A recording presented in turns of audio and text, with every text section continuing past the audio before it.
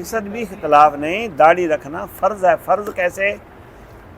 جیسے نماز فرض ہے، روزہ فرض ہے، زکوٰۃ فرض ہے، حج فرض ہے، ایسی داڑھی فرض ہے۔ اس کی وجہ جو حدیث میں الفاظ آئے نا داڑھی کے، وہ صیغہ امر کا معنی وجوب، یعنی فرضیت کے الفاظ آئے ہیں۔ یہ نہیں کہا گیا جو رکھ لے اللہ اس کو اجر دے گا، جو نہ رکھے چلو کوئی بات نہیں جاندی کرو۔ اس میں رعایت نہیں ہے کسی بھی عالم کے نزدیک، پوری دنیا میں۔ باقی لوگ غلط کرتے ہیں، جس کا مطلب یہ نہیں رعایت ہے۔ اچھا، خط کرامندہ کی حکم ہے؟ انہوں نے کہا ہے میرے بھائیو یہ خط لفافے جائز نہیں۔ نبی صلی اللہ علیہ وسلم کے ہم مکلف ہیں پیروی کرنے میں، ٹھیک ہے؟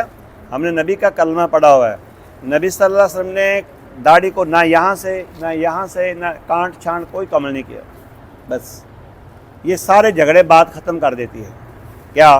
نبی کے طریقے پر چلیں گے۔ صحابہ میں سے بہت سارے واقعات ایسے بھی ہیں صحابہ کے انسان ہونے کے ناطے ان سے غلط فیصلے ہوئے ہیں، اللہ نے ان کو معاف کر دیا ہے۔ ہمیں یہ نہیں کہا کہ ان کے پیچھے لگو جن کی غلطی ہوگی ہے، یہ نہیں کہا۔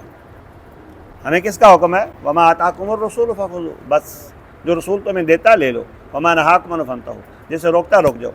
ہمارے کاغذوں میں افضل یہی ہے، پوری داڑھی رکھو۔ کہاں تک جاتی ہے؟ جہاں تک اللہ کا فیصلہ ہے۔ جہاں رک جائے گی اللہ کا حکم ہوگا، جہاں تک بڑھے گی اللہ کا حکم ہوگا۔ ہم اللہ کے مقابلے میں نہیں آنا چاہتے، نہیں، ہر ایک بات کا الگ الگ حکم ہے۔ وَمَن يَعْمَلْ مِثْقَالَ ذَرَّةٍ خَيْرًا يَرَهُ، جو ایک ذرہ بھی عمل کرے گا نا شریف پر، اس کو اللہ اجر دے گا، ٹھیک ہے؟